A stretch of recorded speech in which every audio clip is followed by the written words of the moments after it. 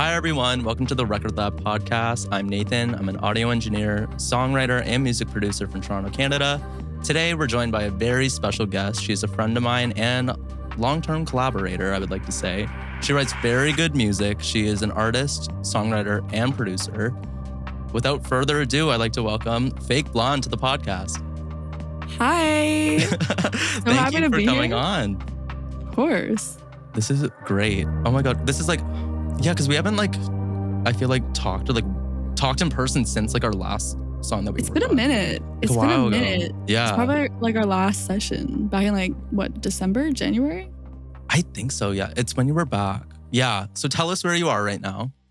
So I'm in LA right now, in the sunshine. I'm coming back to Toronto. I'm normally in Toronto. But yeah, I'm kind of just all over the place sometimes. You know, I think being a self-produced artist, that gives you the ability to kind of be all over the place. Yeah. What made you want to move to LA and start music there?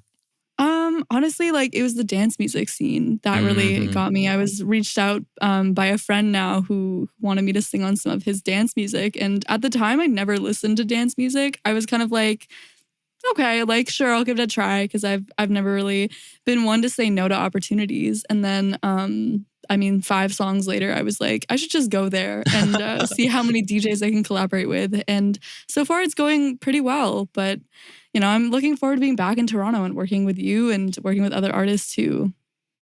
Yeah, that's awesome. What about dance music specifically made you kind of lean into that genre? Was it by chance that you were working on it, or is there something in the production that you like? You know what? It's so funny. I never listened to it before. I always kind of had the feeling that dance music just was very 4 on the floor, snare, no feeling, no soul into it. And so I, as a songwriter, was it's not really my thing. I like to add my own touch and my own feelings into my writing. But, somebody reached out to me and said that they really liked my vocals and asked if I wanted to sing on it. And I kind of realized you can add a lot about your own life and your own story as a songwriter into it. And now it's funny because I feel like a lot of my songs are kind of getting close to that dance realm, kind of in that UKG realm, production wise. So I like the energy. I think it hypes me up a little bit. I'm so used to writing my sad girl stuff, you know? I love the songs where it's just the lyrics are so sad, but the beat is it's so even the emoji choice where it's the song and it's sad. It's the beat. It's the dance thing. I know. It's sad type beat. Yeah. It's I feel like we do that stuff really well. We do. Because whenever we have a beat, we're oh, this is great. And then we're just I hate the way you made me. No, I know. It'll be dun, dun, dun, dun. And we'll be ooh, the energy. But I'm so sad. You left me alone. No, seriously. I wanted to ask too about your artist name. Where did fkblnde come originate from? How did you come up with that idea? Oh my gosh, I have never been asked this question, so I'm so happy that you've asked this. So yeah, I was originally Carlay, and that's kind of how I started, but I never liked the name. I think you and I were just talking about this the other day. Artist names are so difficult to come up with if you don't have a cool name that you were born with. It's just a fact. It's just, I didn't think that my name Carly was a cool enough name. For a while, I was maybe I can be iCarly and kind of make a joke about, that. But, I always felt more like myself when I started dyeing my hair blonde, as stupid as that sounds. And so the name fkblnde kind of came to be, and I felt like it was very dancey to kind of take out the A and the E and just have fkblnde, Yeah, I honestly love that too. Because it looks very artistic too, when it's one, it's all lowercase, and two, the missing letters is it kind of adds on to that story, fkblnde. It's well, there's missing letters, so what is I think that's really there's something missing with her. She's missing something.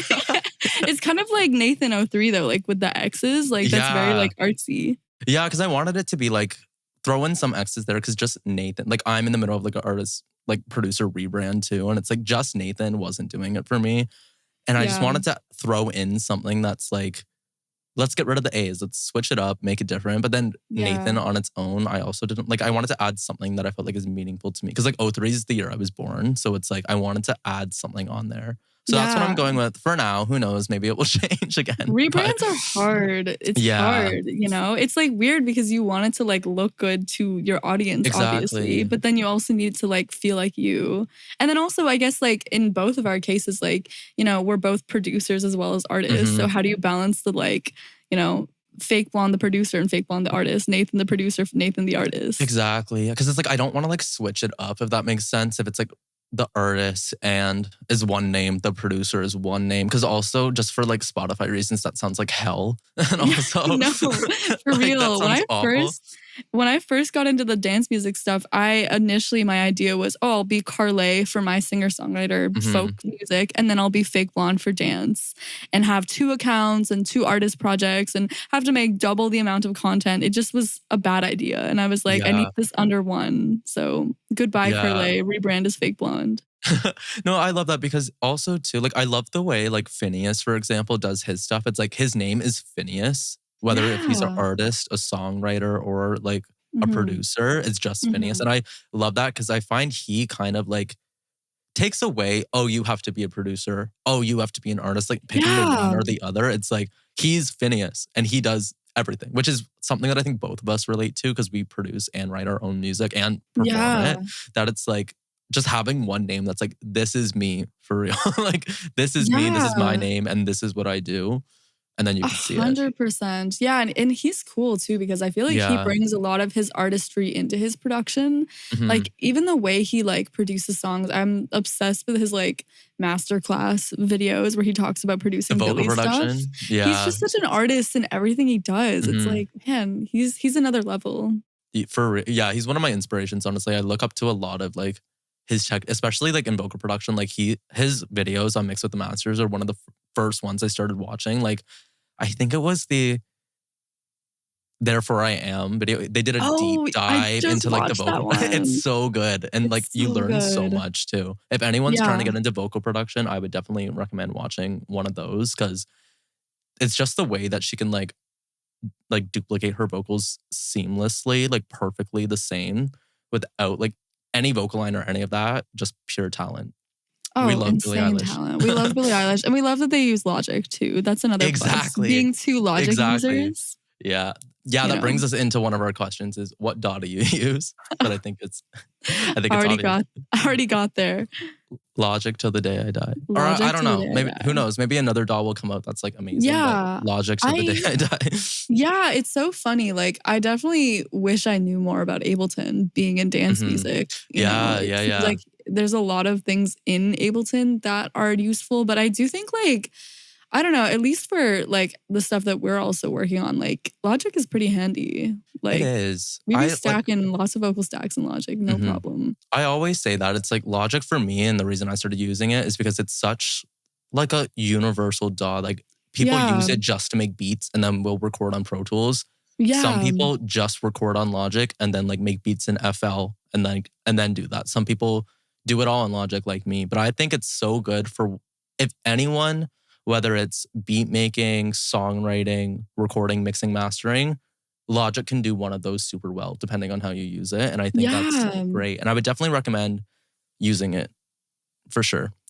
Logic or Apple, 100%. please sponsor this Yeah. podcast. Sponsor this man. He's doing big things. Yes, we love Yeah, no, Logic.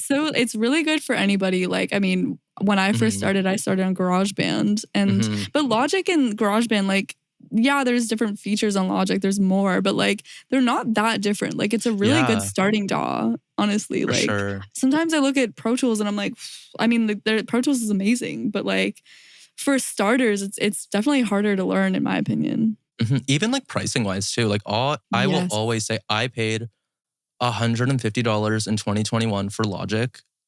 Have never paid a single thing ever again. And that was 4 years ago. Yeah. No updates, no that compared to not to trash Pro Tools. We like Pro Tools, but it's like $30 a month. And that And just that's adds up and expensive. adds up and adds up. Yeah. But it's like I said, Especially like starting out. yeah, 4 years ago, one payment done. They also do a 90-day free trial that you can do as well. Like it's Yes. if anyone out there is just starting, I would recommend getting Logic and just learn. You're not losing anything from it. It's a No. 90 free day trial. You can make a bunch of music Yeah. with it. Like Yeah. definitely great. And if you use Apple products already too, then you know it's never going to go out of date for you. Like you're never going to Yeah. have issues if you update your laptop. You're always going to be able to use it. Yeah. Like I said, I've never updated Logic because it automatically does it on my like MacBook Air, and it's I just love the days Logic updated. I'm like, ooh, what new features do we have what's today? new? Ooh, what's new today? Yeah. I wanted to ask you about kind of your back, like what got you into music? Like, was it growing up, and like what made you pursue that you wanted to do that? Okay, I'm gonna go with the very cliche, cheesy Mm-hmm. answer, but I've started ever since I was like very young. Mm-hmm. Music is my life, No, I honestly like this question is hard because it's kind of just like it's always what I've done. And Yeah. I think for a lot of artists, they probably resonate a lot with that. It's kind of always like been the thing that I just knew I was meant to do. Yeah. I've always sang, I've always kind of come up with melodies in my head and always kind of been writing songs like ever since like no one ever told me to like do it. No one was like, here's how you write a song. It was just kind of something that came naturally. Mm-hmm. And that's not to say like I haven't learned. Like I've definitely like listening back to the first songs I ever wrote is just cringe fest. It's, there's been a lot of Oh, growth. I know. You know what I mean? But yeah, it's something that I just always like knew that I needed to do and was just like the only thing that kind of clears the mind. And that is just like fun and also something I know I'm good at. Yeah. There's And nothing you else I are don't think I super good could at it. do. Thank you. Yeah, Yeah. we've definitely, it's been a journey getting here, Mm-hmm. but and it's still a journey. Like we're still learning new things every day.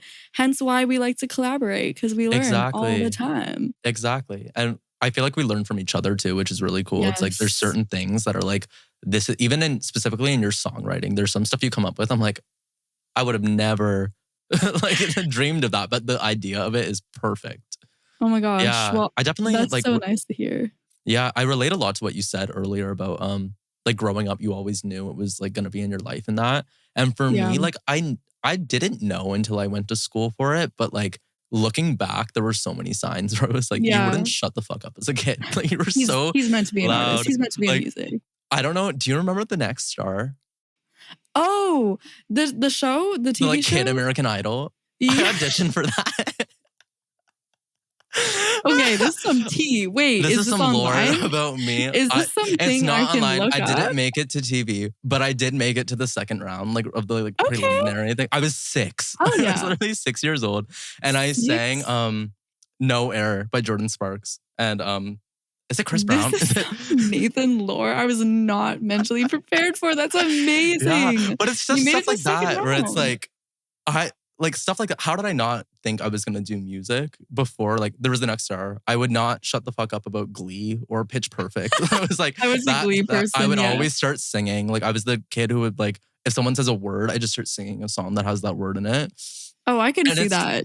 yeah, I it's can see just that. it's stuff I still do it now. So it's Yeah. like, but like it's the small things that you don't realize until hey, this is something I would like to do and pursue a career in. Especially like I only started songwriting like 2023 when I was like in school and then I had shit happen and I was like, you know what? I'm gonna try writing about it. I'm gonna try expressing my feelings and just like I feel like the first like almost euphoria of writing a song that you like and is good. Just it's like a feeling that you can't experience anywhere else.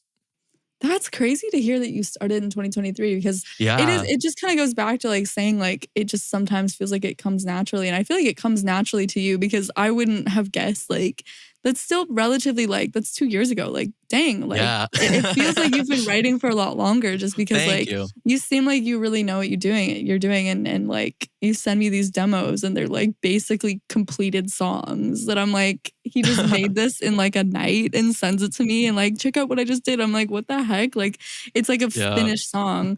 It comes in That's stages, I feel crazy. like. I feel like that's like for Yes. songwriters all the time. Like there's some days where you just can't write a single thing Oh, and I you hate those can't. days. Yeah, it's like it's tough. And then I think I forget who it was. Someone said it's like when you can't write and you can't do that and all you're trying to do is sit in front of a computer or a notepad and write something, it's like you need to go out and experience it. Like you need to experience things or else Download there is Tinder. nothing to write about. Yeah. Yeah. Yeah. Cause No, I it's think so real. Yeah, you and I talked about one time too. Like, there was a really dry spell like last fall where I was just like, Carly, I can't write anything. And all I was doing was producing. Like, I just was making beats all the time, but I couldn't write anything. And part of me realized it's because nothing was happening in my life to write about. I kept trying to draw Mhm. like things that either didn't exist or were from the past that like just didn't feel that meaningful to me. So I had to Yeah, go out in life and experience things. And when I did, I was like, oh, wait a damn minute. I had so many collecting more things to data. talk about, which is so cool. Yes. It's like the art of songwriting. It's like, it's so cool.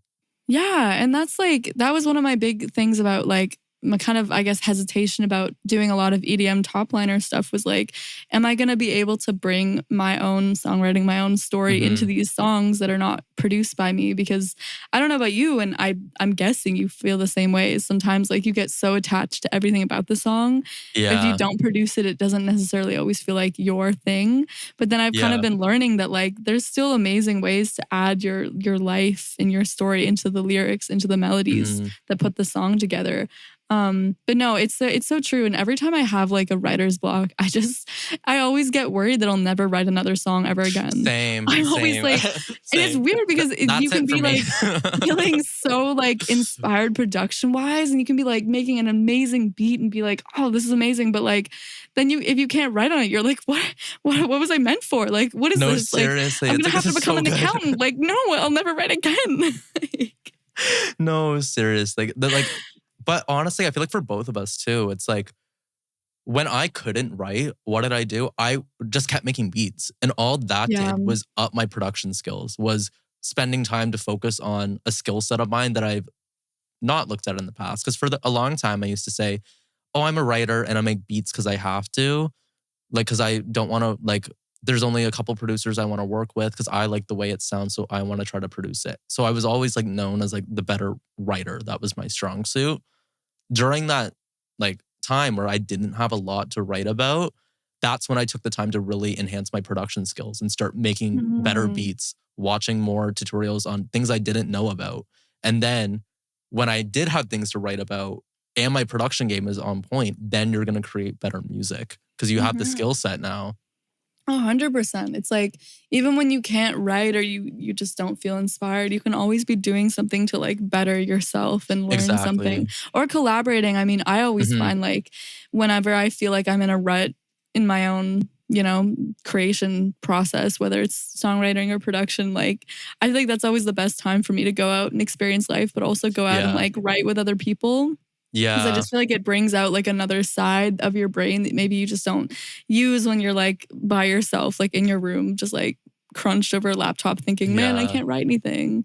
It's so helpful. Yeah, I love collaborating too. It's like it's so fun to work with people and just co-writing in general can be such like a creative, like magical experience too. Just like So magical. just coming up. That's why I love how we document what we do together because you're seeing it get created from literally the brain. It's like we Yeah. spit out an Yeah. idea and then that turns into like a finished product, which is like one of the main goals of this podcast is to explain that process and like how Mm, it's not just this person made a song and I don't like it.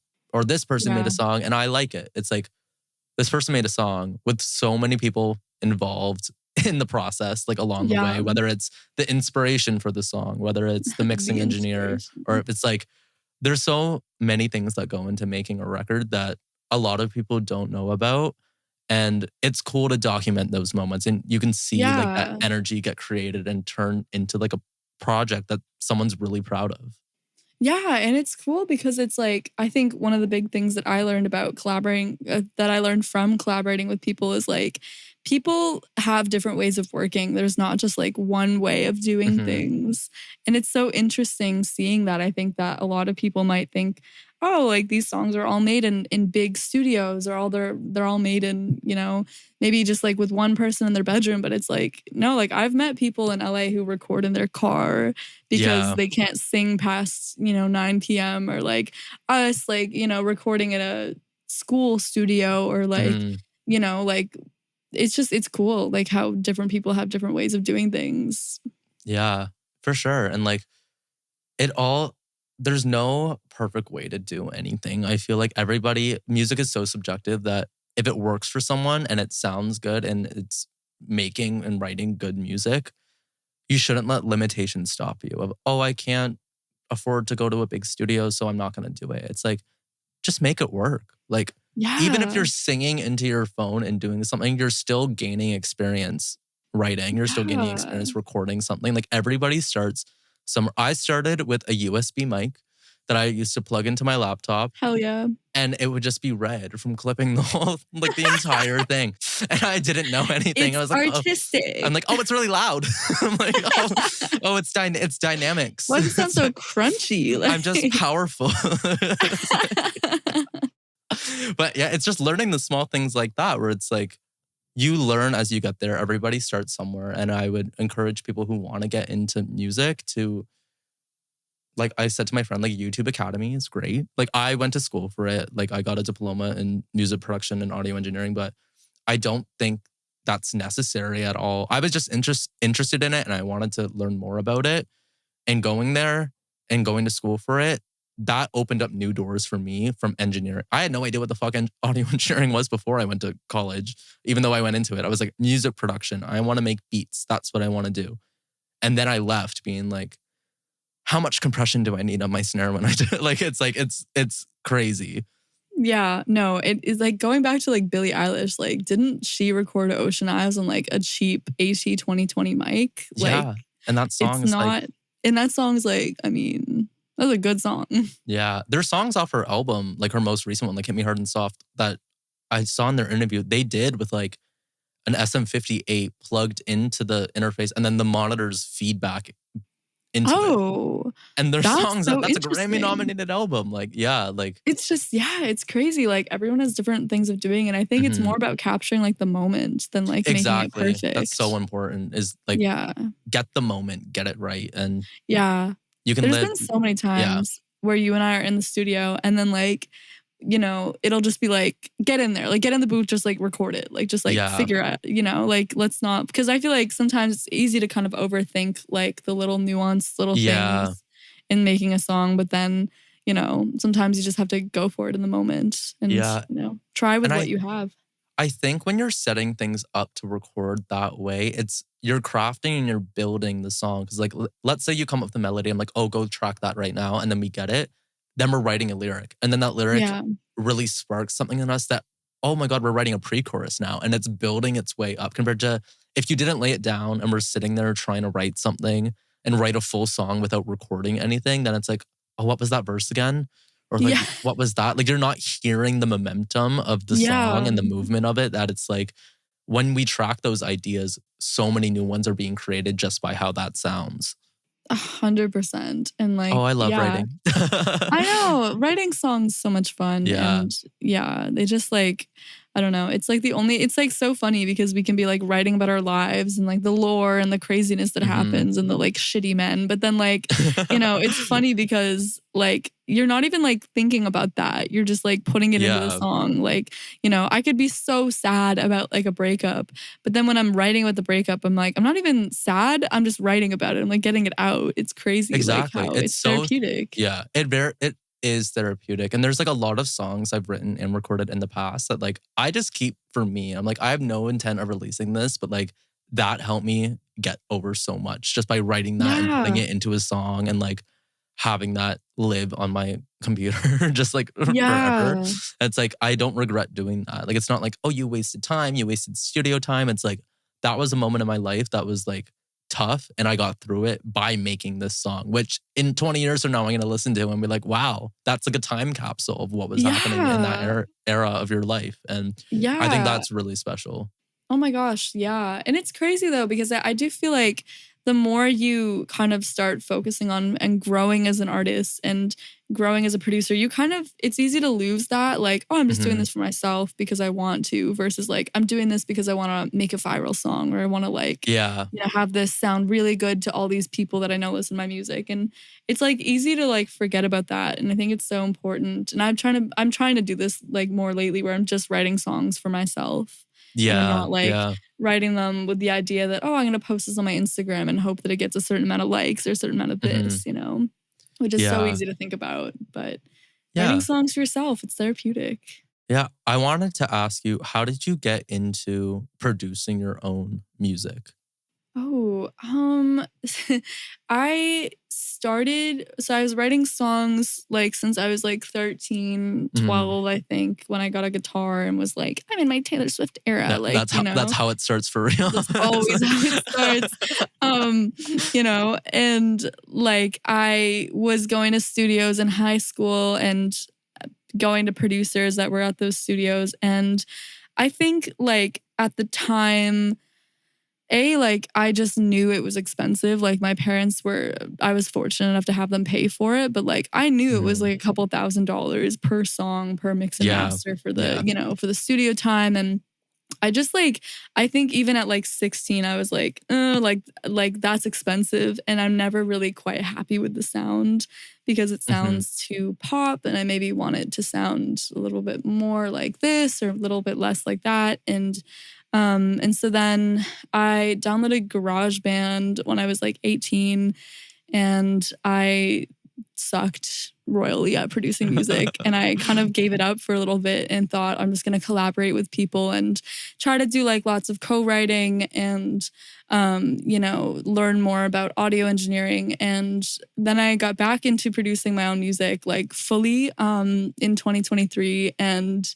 Um, and I think I've just been kind of crafting a sound ever since then, trying to like Yeah. find like what feels like me. And it's funny because I think I found what feels like me the most by working in a genre that I never would have worked Mhm. in, being dance music. But yeah, I don't know. I mean, it's like weird. 6 months ago, like my last release was like a folk song that kind of almost sounded like country, the way it had like a slide Yeah. guitar and like a folky kind of acoustic vibe, which is cool. But like now I'm like doing Soap, which is like upbeat 132, 130 BPM. Like, it's Yeah. just crazy how it changes. But Yeah.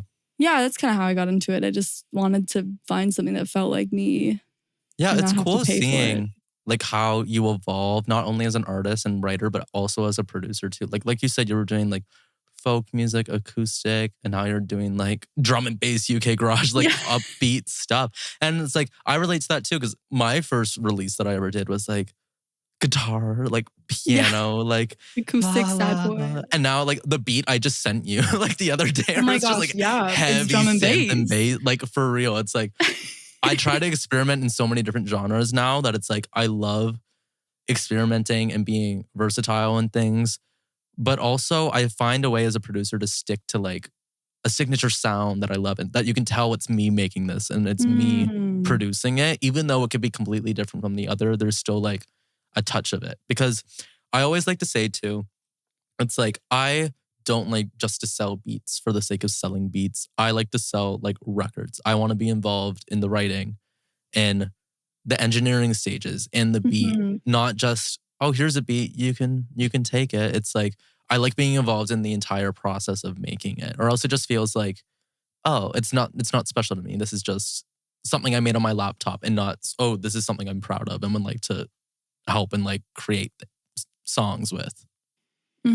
Yeah. No, it's like it's so interesting. And I think that you like got it right on. That's kind of the struggle I've always had is like making sure that what I'm producing still sounds like me. And I think that, Hmm. the sounds and the production is coming together a little bit more. But I think like for me at least, like the writing will always maybe just sound like me versus the production, like, because I think I haven't mastered that yet in my I career. think I think you have. There's some You think I songs that you have? post Okay, in that's good. your production that I listened to. I was like, this is such a Carly track, or Okay, or a fake okay, well, blonde, or good. a fake blonde track. I was like, just the drum patterns and like Okay, good. the So vocal. never Yeah, mind. I'm no, overthinking, like every artist.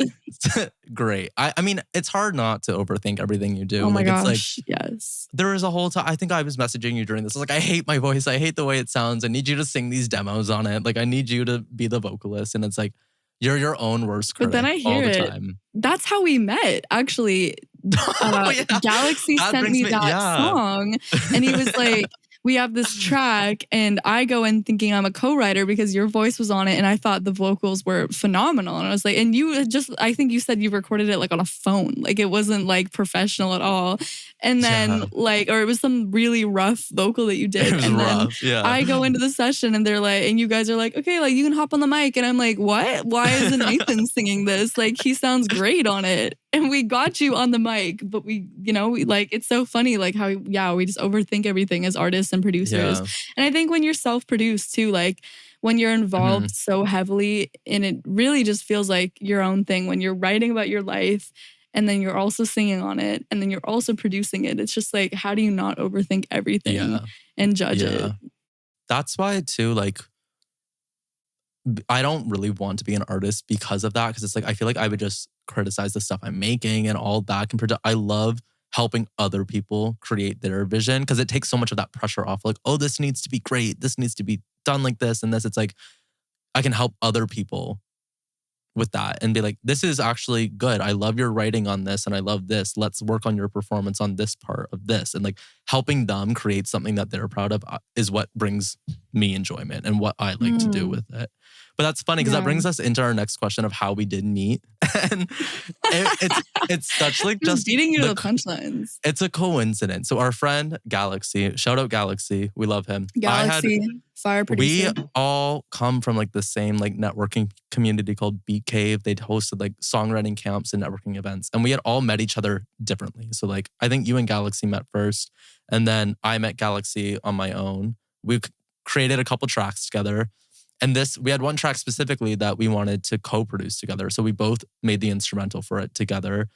And then we were like, oh, what artist would sound good on this?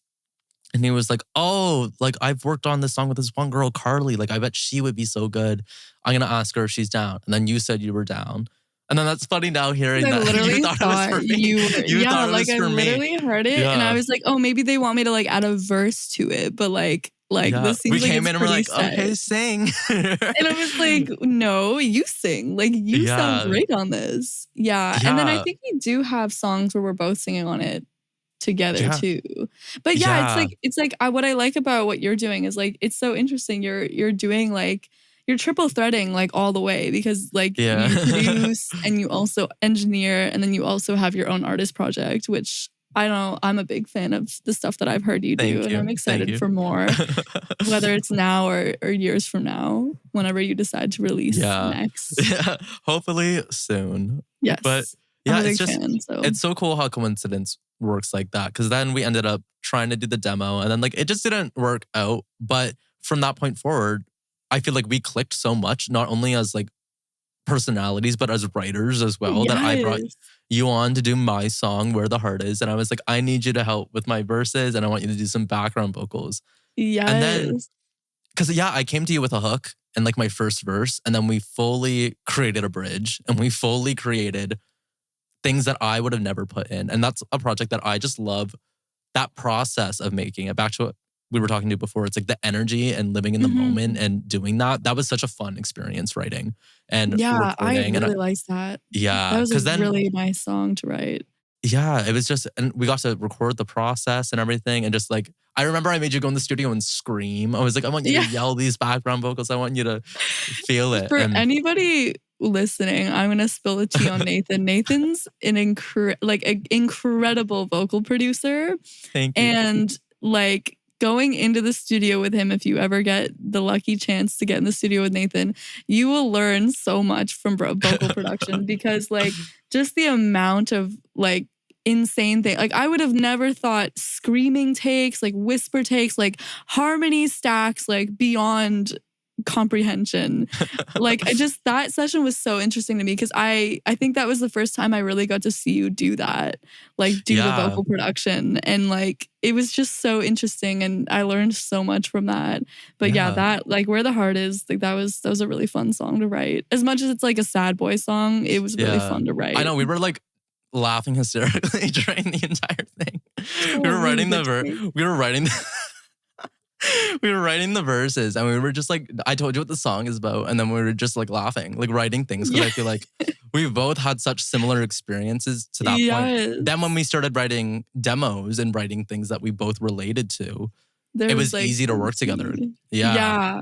Yeah, that's the other thing. I think too, what is really important is if you just like jive with the person on a friend level too. Like it's not Hmm. necessary by any means. Like however you work with people is how you work with people. But like I definitely find that like in my experience, like if I can laugh with the person while we're writing, it's just gonna be a better song, like straight up. Yeah. If I can enjoy like the process, it doesn't feel as like pressure. And I think Yeah. also like it's okay if you don't jive with everyone that you hop in the studio with. I think, there can kind of be that feeling of, oh, I don't really know if we jive and we click and I don't know if I want to write with them again, but like I feel like I should because collaborations are good. And, I would just say like, write with who you want to write with and don't worry Exactly. about, oh, well, they have this many followers or this many, they're so good. Like we have to write together. But like, if you don't jive, you don't jive and you'll hear it in the song a lot of the time. Exactly. Yeah. Because chemistry is, I talked about this with my friend on the last episode we did. It's so important to have chemistry with the person you're working with Oh my because, gosh, so important. and also just like creating a safe environment and a safe space where it's like any idea is open. If you flub a note, I'm not going to go ha ha and laugh at you and like do all that. It's like, no, this is an open space for us to like take a chance at writing something. If it works, if it doesn't, it doesn't. Because Yeah. you should never go into a studio feeling judged, I feel like is so important. Or else how are you supposed to be like your authentic self and write about things Yeah. that are meaningful if you feel like, oh, I have to sing because everyone here is watching and expecting me to do good. It's like you should never have to feel like that. Like Yeah. that's why it's so important to have a good connection with the people you're writing with and enjoy it most of all is enjoy the time Yeah. you're spending and writing It's about. just fun. Yeah. Like, Yeah. and you'll hear it in the song if you're nervous. Like, writing songs is so vulnerable. Singing in Yeah. front of people, so vulnerable. And, like, if you can't be your authentic self, like you said, then, like, why are you even doing it? Like, just don't be Yeah. nervous. Just work with people who you like to work with. Exactly. Yeah. Exactly. I wanted to ask you now about being in LA and experiencing all of that. What have you been up to more recently on the fake blonde side of things? Fake blonde side of things. Life in LA. It's a good question. I think that as much as I love being here, I'm leaving in a few weeks and I'm definitely Mm. ready to come back to Toronto because I Yeah. find that I'm working mostly on my own stuff. I have been Hmm. collaborating with a couple like new people that are in LA, but I honestly think like being self-produced is so weird. I just make everything like in my Airbnb and Yeah. like it's hard because being here, I'm really like fortunate to be here and I want to take advantage of it and go to places like Hotel Ziggy and meet Hmm. people and like try to like network, but it's like sometimes I just want to be a hermit and stay inside and write. So I've been working on a lot of my own singles.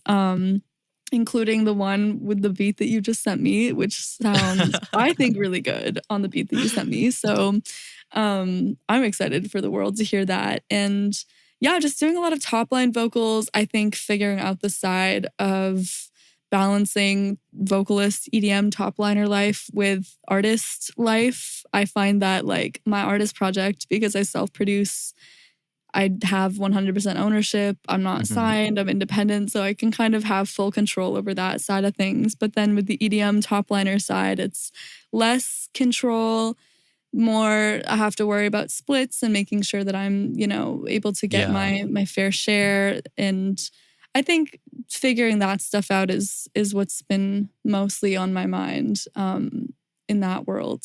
So I think I'm in between worlds with Fake Blonde, but excited for the world to hear some new singles and hear some That's stuff that we've been exciting. working on too. Yes, I'm very excited for that. Hell yeah. Yeah. Yeah, I think it's gonna sound great. Yeah. I wanted to talk about your most recent single. Congrats, by the way, on your single Thank Soap you. that you did. Thank And you. I want to hear about like how did that start from like the idea in your head to your fully written, produced, recorded, mixed and mastered record that is out there? How did it how did it start? I wrote it. I started the idea. It was like a notes app, like Hmm. back in maybe September or August. It was like staying like the soap in my eye. Um, that just was like an idea that Hmm. sat in my notes app for like a couple months. And then in December, I was doing a lot of dance music collaborations before I headed back to Toronto, and I was doing a lot of sessions, and I didn't have a lot of time to write like myself. And so I sat down one night and I kind of created the beat, and the beat is very like UK garage-esque. And it's funny because like, again, like that's not something I would have normally done, but I had been doing a lot of collaborations with a friend of mine here who does a lot of like UKG disclosure kind of vibes. And so I think the beat was very much inspired by just being around that for like 3 months. Being around my dance music friends. And then when I came back to Toronto, I recorded all the vocals kind of just around like holiday time when everything was slow and I had nothing else to do. And then we finished it. I finished it probably in January. And then kind of just said, I'm going to drop it, and dropped it. So it kind of, I would say like it wasn't like the kind of song that I just like did instantly. It was like I had the idea and then it kind of sat on my computer for so long. And then eventually I finished it and then kind of added finishing touches like when I was back in LA, and then just, you know, got it done. That's so cool. Yeah, I don't know. It was a good time. I'm really proud of it. Yeah, it's a very catchy song. Like I like even the it's funny enough because I was collabing with this one guy that I was working with, and he started singing your melody because he had watched your video, like your reel. He's like, that's that one Fake Blonde song, because he knew that we were friends. And I was like, oh my God, it is. Funny. Yeah, he started saying, he's like, that's my remix, baby. But yeah, like that's how you know what's catchy, when people are singing it that you don't know. That's so it's like, funny. Yeah. That's funny. I don't know if you have the same thing. I feel like you probably do, but like I don't always like, I don't like get my own songs stuck in my head. Do you get the same thing? So you don't ever know if it's catchy because it's like not stuck. Like I have other people's songs only ever stuck in my head, but I've never had my own. And I don't know why. I have my own songs stuck in my head that are not written or produced. Is the thing. It's like there are some melodies. They're not real. They're just like in your head.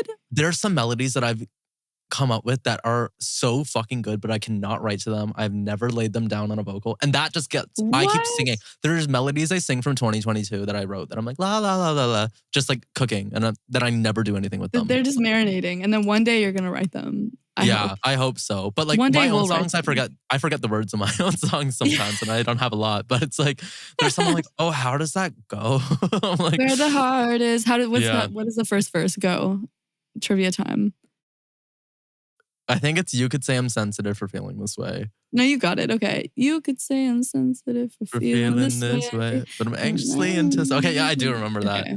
So you passed. I love writing that song. That's it was so a good song. I remember listening to that. I think I was flying back to LA when you released it. Was it in October that you released it? Or December? It was September. Yeah, because it's the week before I came to LA again. When I went for the first time. I remember like flying into LA, and it was like such a main character moment for me because I was listening to it and it was like nighttime and I'm like flying over the city and I was like, wow, I'm such a main character to Nathan's song. Wow. He wrote this song just so I could be the main character in it in my headphones. And then we went to Santa Monica Pier and made a dance. Then we made some TikToks outside of Saddle Ranch that definitely weren't cringe at all. No. No one looked at us like we were crazy. Nobody thought we were cringe. Oh, that's so funny. Back to your producing. I did have a question because I know everybody's different. What is the first thing you do? Like you open your Logic session, where are you starting? Drums, always drums. Me too. I never ever start on anything else. Yeah. You're the same. Why is that? Like, for me, I wonder why. It's the rhythm. It's like once I can feel something, it's like you kind of get to almost learn the dance for it as well. Where it's like, what am I feeling? Like, am I feeling like hard hitting drums if it's like a ballad, or is it more like, oh, this is like groovy and I want to like dance around a little bit? Like once you get that, you can start kind of going for the vibe, which is then when you add chords, you're establishing that vibe almost, and then you're 100%. Building off of that. I think rhythm is so important. Do you ever start with melody? Or lyric? I don't know. It's like, for me, I normally start with drum and bass. Melody, like when it comes to writing, I feel like melody. I feel like for me, Mm, melody and lyric come together sometimes. Normally lyric yeah. after, but like there's sometimes where I'm spitting melodies out with certain lyrics in it that's like, ooh, let's play off of that. Let's work with that. Yeah, 100%. A lot of it's like in that ad-libbing when you're first like kind of coming Yeah. up with the melody and you're like, oh, it kind of sounds like I'm saying this. I wonder why. And then you kind of build it. Yeah.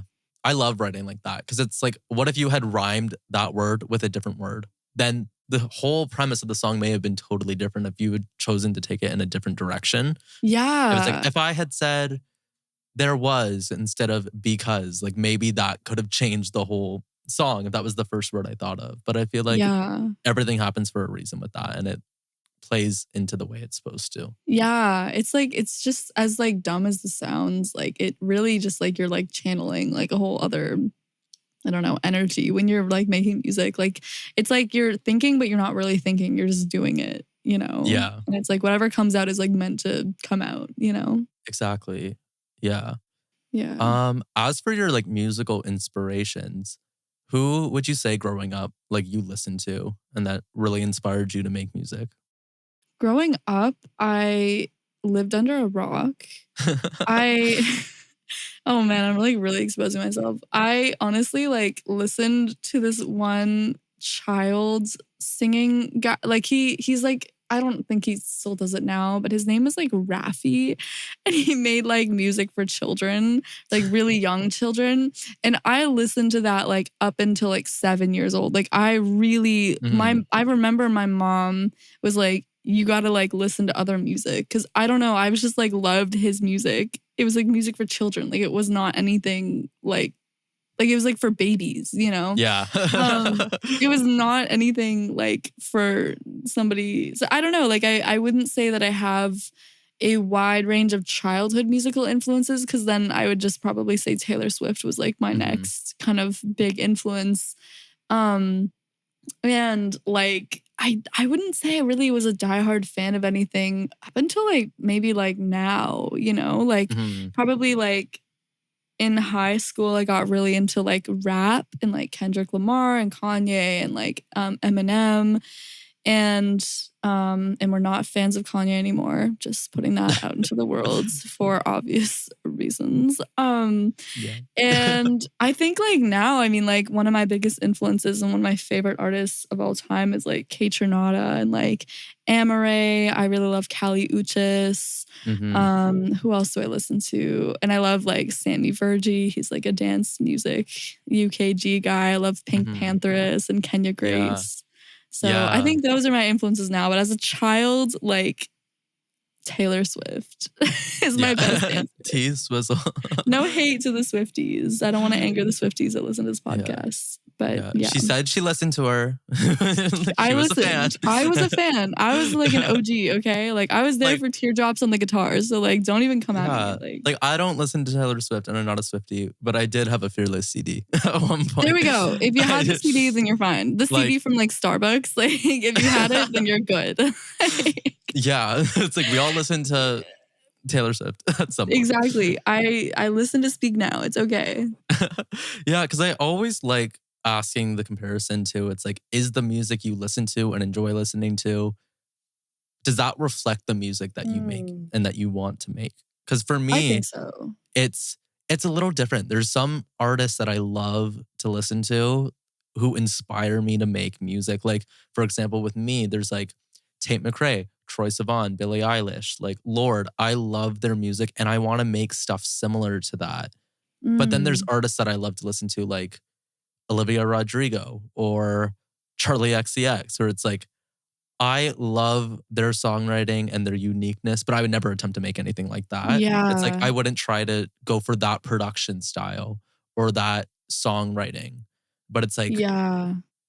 I listen to them, but that doesn't reflect who I am as a writer or producer. But there's also artists that I listen to that inspire me to make music similar to Yeah. them.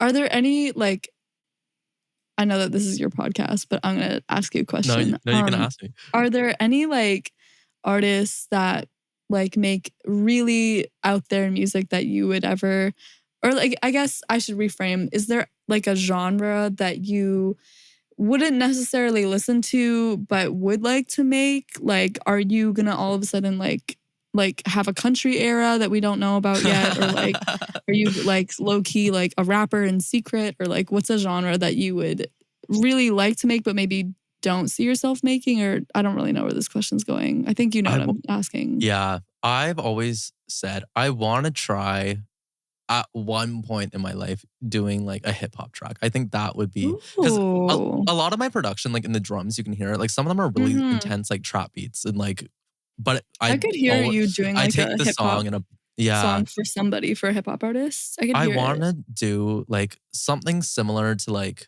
it has to be melodic for me. Like it has to be something like the Kid Yeah. Leroy, for example, You're a very melodic writer. or like Lil Nas X, like stuff like that, where it's like it's still a little bit poppy, but Yeah. they're so like vocal and dynamic with what they're like singing and rapping about that something like Yeah. that I think could be really cool for me to do like at some Yeah. point. But I also just love to sing. So it's like Yeah. I have to Yeah. put some of that in there. That would be interesting. I would love to. I've done like little collaborations like with a rapper friend of mine named Jag Hooligan in Toronto. Shout out Jag Hooligan. And he, you know, I did a verse on one of his tracks. It's not out, unfortunately, but maybe one day. But yeah, like working with rappers is like something I definitely would like to do a little bit more Yeah. of just in my life. Probably not now, but definitely like adding vocals to a rap song or like, I don't know, Yeah. being part of the production would be really cool because it's definitely a genre that like I myself cannot create solely on my own, Yeah, but for it would sure. be really cool to like help make something like that.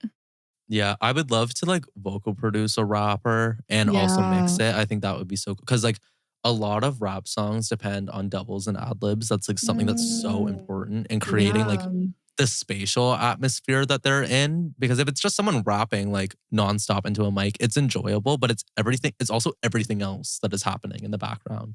Or it's like Yeah. if they're spitting out a line and then like there's always gonna be a yeah, like in the background or something like that. Like there's always gonna be Yeah. something else there. And I think creating that process with a rapper would be so cool. Yeah, and it has to be like so in the pocket too. And I feel Yeah. like there's a lot of rap songs. I had a friend once like kind of asked me, he was like, wow, you like, you know, you're a really melodic writer. Like, why do you like rap? I feel like there's not a lot of melodies in rap, but I kind of feel like there are actually Hmm. like really like, I mean, if we want to talk about like Kendrick Lamar's Not Like Us, like that whole track is like, in my opinion, just really catchy because the sample, Yeah. but like the way he like delivers it is also just like, it's like a whole other art form that I have a lot of respect for. Yeah. Yeah. That song is very melodic, I feel like. Yeah. As much Yeah. as it's like very like stays in the same like tone of voice the whole time, it's They not like us. They're not like us. Like it's exactly.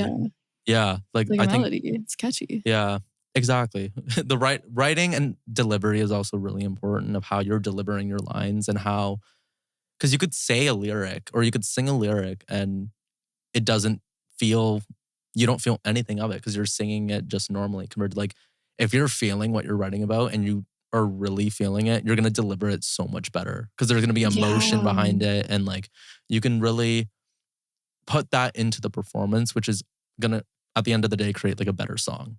Oh my gosh, yes. I feel like it's kind of an underrated like process. It's just like when you're writing with people, like taking a quick sec to be like, okay, what am I actually writing about? Like, what should I be feeling in this? Yeah, Like, I've done so many sessions where it just feels like you're just here to like make a song and go home. But it's like, no, we're here to like make a song, like make a record, like exactly. create a whole moment, you know, a 2 minute, 2.5 minute moment, you know?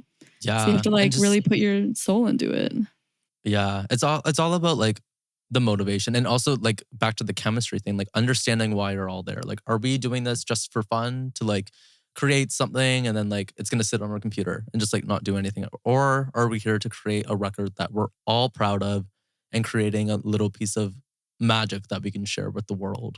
Like that's how I always like to look at it too when I'm going into sessions with other people. It's like what is the end goal? Not that I don't like to have fun, but it's like what is like what are we doing with this session and what are we all looking Yeah. to get out of it?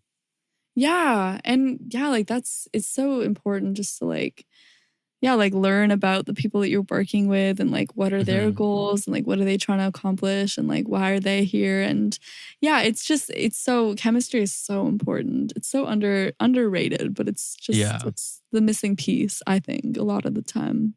Yeah. I want to ask you about because I love your videos where you're like, I recorded this in the Holiday Inn, or it's like, I recorded this like on the beach. It's like, I just did one of what? those in a car. I love that so much. What is your recording setup for recording your vocals? Or if you go to a studio, like what do you prefer? Okay, my one thing is I have no proper setup. I'm very much still learning about recording my own vocals, which is why I love Mm. working with you, because I feel like I learn a lot about that. Here, like I do a lot of traveling. I'm trying to hit the UK at some point in this Mhm. year. So I will be bringing my microphone, my Volt interface, and my laptop. That's the entire.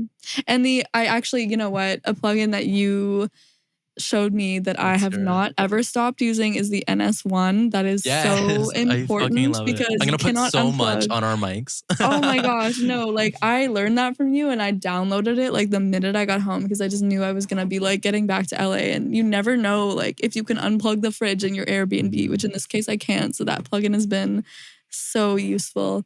That's my entire process. I just record on this C214. I have like a little windscreen that I hold up in front of it. I don't have a stand. Um, and you know what? It's funny because I think like I was really embarrassed about that for a really long time. I was like, man, like this isn't professional. Like I need to be going to studios. And like, obviously, I'm not going to say that my setup sounds better than a studio because it absolutely Mhm. does not. I have a mix engineer here that with some songs, like the songs that I feel need a really strong vocal delivery, or if I can't get it myself, I'll go to the studio here. Um, and record them, or I'll record it, with you in your studio. Mhm. Um, but yeah, I mean, I've kind of like learned from being here that you can just do it from wherever most of the time. Like, Yeah. I recorded Soap on this microphone at home and there was nothing special about the recording, but And it sounds it great. works. Like, It works. If you it have, it's sounds all about the great. mix engineer, I think at For that real. point, That's what I like, was gonna say is like, yeah, honestly, it's like as much as find a recording good a mix clean engineer. yeah, as much as recording a clean vocal is important, at the end of the day, it's Hmm. the mix and Yeah, what the mixing engineer is gonna do with it. 100%. Like that makes or breaks a record, I feel. 100%. And I would say like to any artist who is like trying to release music, like make that a priority to find a really good mix engineer. Like Yeah. especially if you're producing it yourself. Like being Mhm. a self-produced artist, that's my main thing is like, okay, making sure I obviously have a half decent recording setup, but like also mix engineer. Like that's so important. And also sending your songs to your mix engineer friends. I'm pointing Mhm. at Nathan because they have an ear that you don't have. And, like when I sent Soap to you actually before I released it, and I was like, Mhm. are these vocals a little bit muddy? And you were like, I think so, just a little bit. And I was like, okay, like I needed to hear that, And Yeah. I think like you can send it to your friends who might not hear what you can hear as a mix engineer, So Yeah, that's really important. Like even with my so stuff, because important. being a mixing engineer, like with my own music, is like sometimes it's like a double-edged sword because I'm like, I'm hearing things that no one else hears. Even the best Hmm. mixing engineer could hear it and be like, there's nothing wrong with that. But I'm like, no, Yeah. it's not. I'm like, there's an EQ issue. So I always make an effort to send it to my mixing engineer friends to be like, hey, what do you think of this? Is there a problem or not? Mhm. Like there was one time with my mixing engineer friend who may come on this podcast, actually. I'll have her as a guest, but I had played her something that I had gone through in my head. Like, there's a mixed note here, there's this, there's that. I played it for her and she was like, that's fucking great. She's like, that's good. Like the only thing I would change is like pull down your EQ on the synth there. That's it. But for me, I was like, the kick is out of place. Like there's Yeah. phase issues with this. And I was like naming all these things because I had listened to the song 40 fucking times. And I'm like, Yeah. at Yeah. that point, it's like you need someone else's opinion to like Oh my come in and like, gosh. or you're gonna drive yourself insane, which is what You I did. need And it.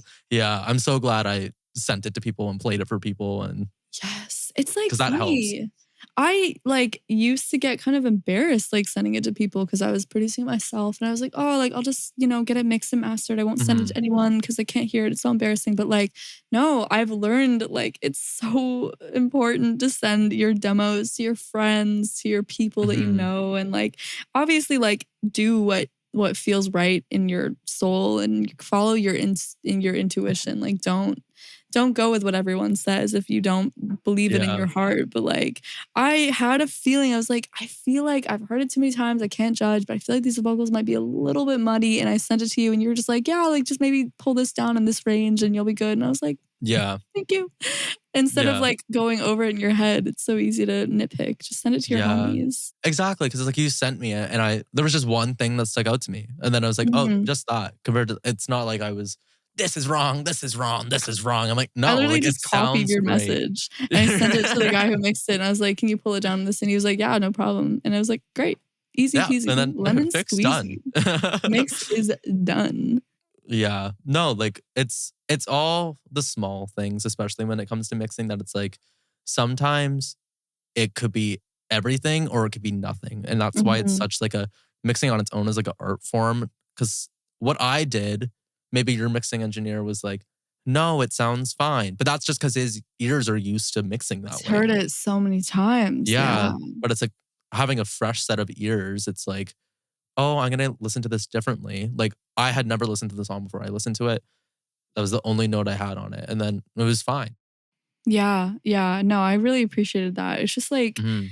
yeah, you need your friends in the industry to help you with those little things. Cause yeah, Yeah. it was definitely bothering me. And I was like, okay, I'm gonna send this to Nathan. I feel like he'll know.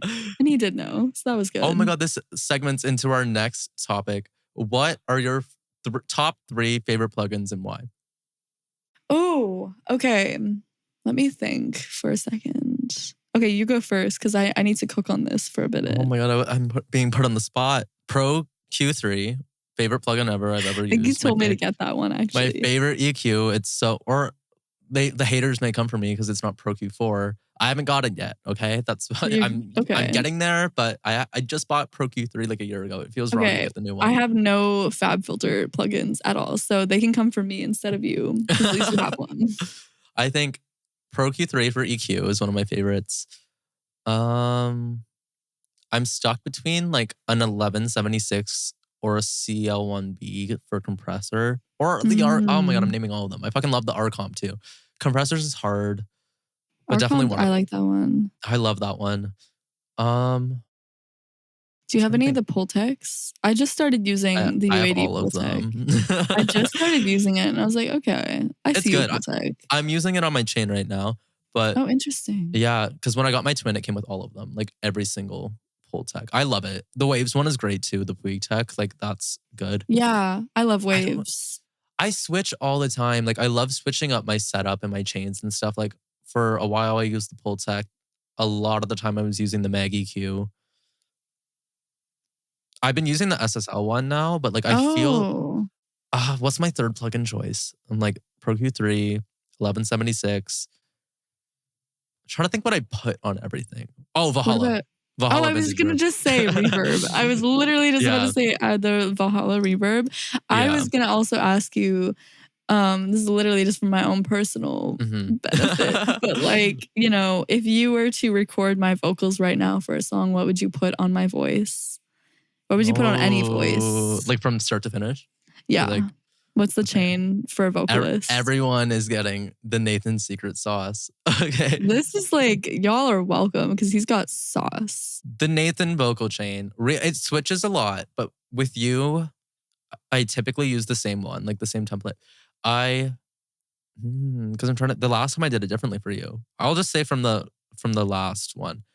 I ran you through an SSL, like an SSL channel strip, like console. And then I took a little high pass filter at like 80 hertz to get rid of any low end because I feel like you didn't need any. This is me nerding out. From there, I went into Nerd an away 11. because I'm taking notes. I went into an 1176 compressor Okay. and then got like 1 to 3 dB of gain reduction just to catch like your really strong like peaks in there. From there, Mhm. that's all I did. I ran you into my console on my UAD app in my computer and I put some pitch correction on it just to kind of like, especially doing pop, like You going to need the key is so autotune. important. Like, and it Yeah. helps it sound so complete. It Then I just put, has that sound. Yeah. yeah, because that's something important too with my setup. When I use the UAD console, what I am hearing is what you were hearing also. Hmm. Like, so then you Hmm. could hear yourself in your monitor Yeah. and I put a little bit of a reverb plate on it and the auto tune Then going into my DAW now, we have NS1, your favorite plugin. Oh, you put that on after. Oh, interesting. I do, only because like everything I did Interesting. before is like going into the box, if that makes sense. If I could, Yeah. I would put that before.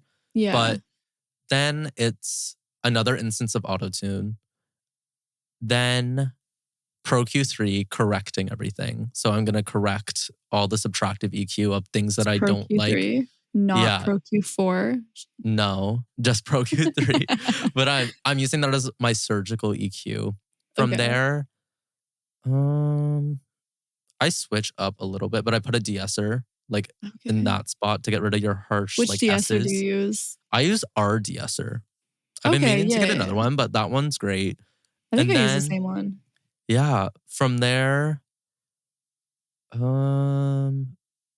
depending on how I'm feeling, sometimes I'll do a little bit of saturation there. Like I'll put a black box there. I like to use black box and parallel a lot just for some high end. I think that's cool to saturate your vocal a little bit. Then it's going to go into... Literally writing that down.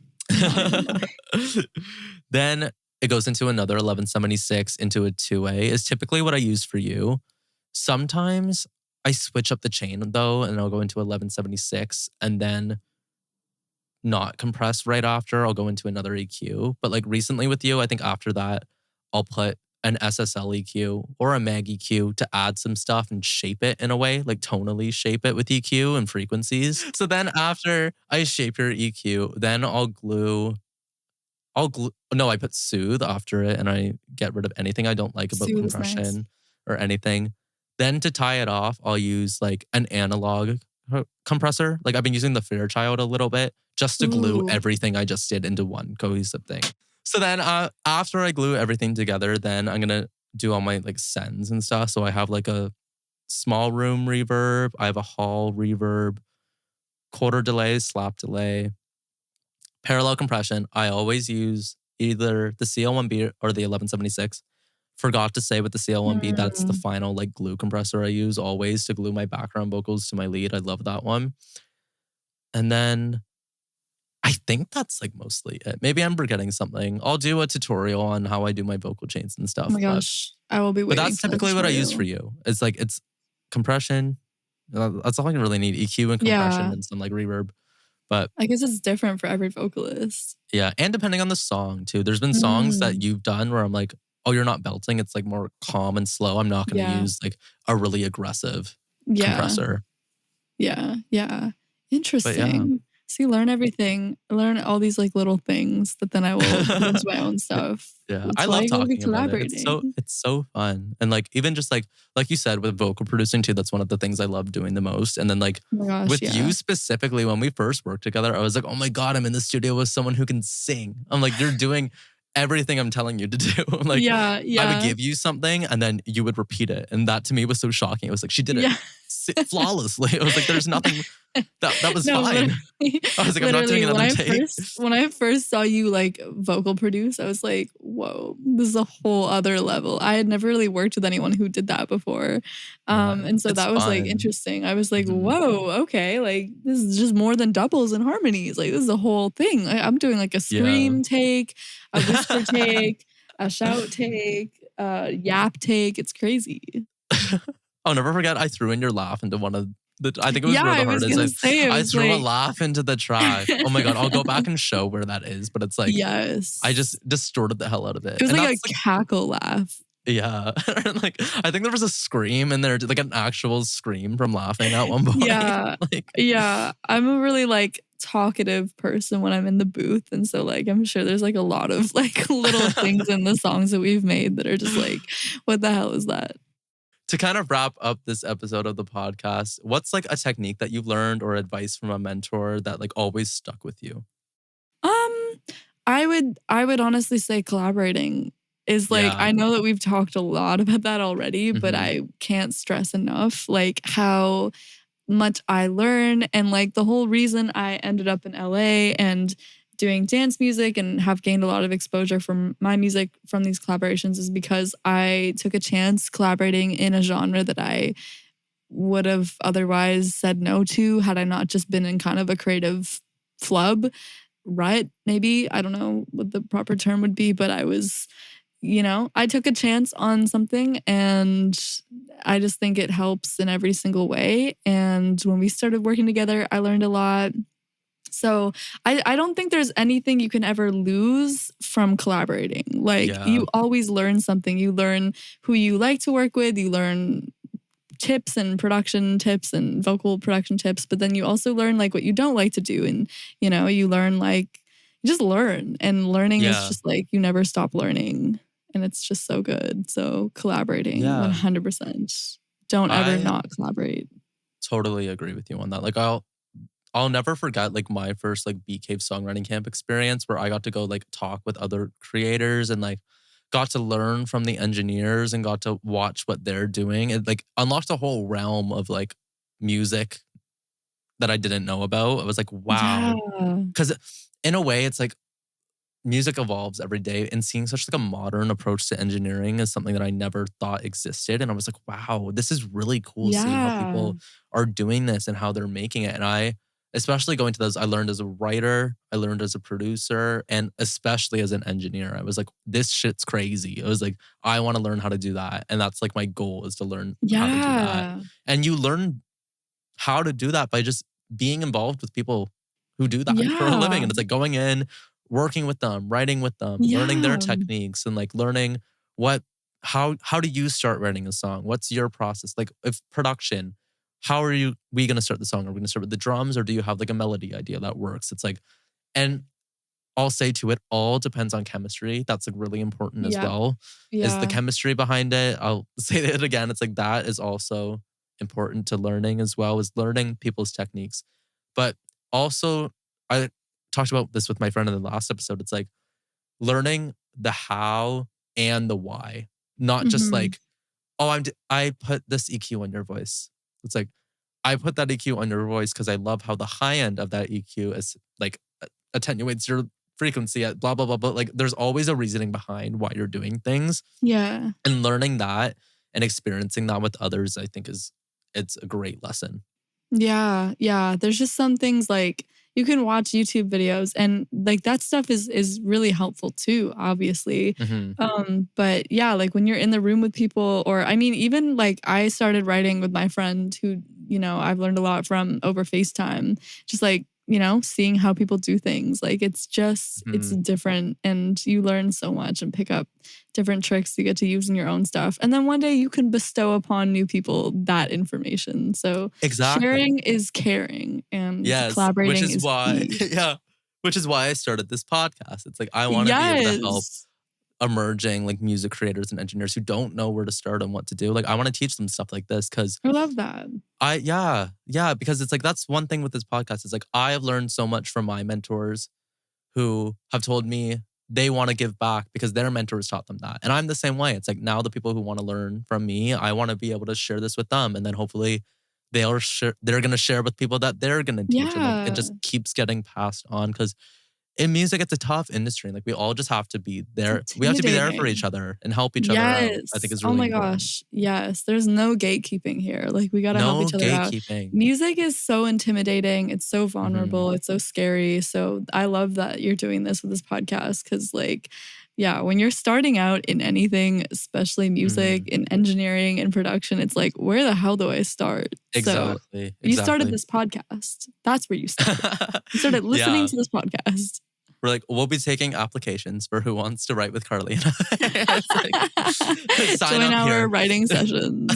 Join our writing session. No, but seriously, like, hit us up in the DMs. Like, we are so open to that. No, I know. And I'm excited to be back in Toronto and working with you and hopping into your new studio setup as Yes. soon as possible. I'm Mhm. really looking forward to that and making more music in general. Yeah. Is there anything you wanted to let the audience know about any upcoming projects or anything that they should look out for? Any content we're going to be seeing? You know what? I think I would just say if you want to follow me and see what I'm doing, I am fkblnde, fake blonde on Instagram, at fkblnde on Instagram and TikTok and everywhere else. So if you want to learn more about what I do, but I think that would be it. I think I would just say collaboration is key and follow if you like what you hear. Yeah. Everyone go give Fake Blonde a follow. Her content is very entertaining. I always like your content pops It's up on just my screen. I'm cringe. just laughing. I'm like, this is so No, fucking I know. hilarious. It's But just way too cringe. the music is also so good though that I'm like, this is great. Like Thank you. you have some songs that I'm not gonna name drop, but I'm so excited for when they come out and I'm gonna be blasting it. And we have some projects too And that mixing it. we want to share with you guys at some point. That's Yes. gonna come out, and I think that's gonna be really cool. But Hell yeah. yeah, other than that, I want to thank you so much for being on the Record Lab podcast, and thank you to everybody for listening and watching. And let's hope everyone has learned something today and go out there and make some really cool music. Thank you guys. Thank you for having me. Thank you for being on here. I really thought you